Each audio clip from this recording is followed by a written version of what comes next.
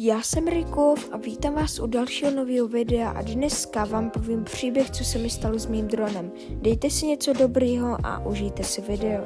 Jednoho krásného dne jsem byl na výletě, abych vám natočil jedny takový záběry z dronu. Jinak mimochodem záběry budou už zanedlouho na mém YouTube kanále. A prostě já jsem tam chtěl zkusit funkci automatické vrácení, protože jsem to ještě nikdy neskoušel. A když jsem to zapl, tak ten dron vyletěl 100 metrů vysoko a jsem to nechal.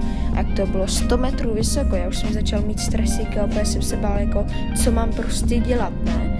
A pak prostě teda jsem to přerušil a letěl jsem dolů. Pak už se mi teda konečně podařilo přistát, protože jako opravdu jsem se o to bál.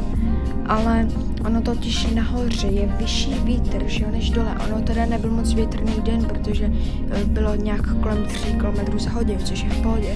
Ale prostě už jsem si říkal, jestli ten dron není vadný nebo něco, opět jsem se to bál. Pak jsem nad tím doma přemýšlel a napadlo mě, kdo je nejchytřejší. No přece ChatGPT. Tak jsem se jí zeptal, jestli to je normální.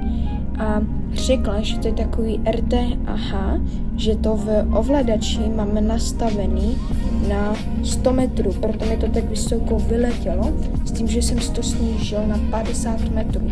Takže v tom byl ten problém, to nebyl vadný kus.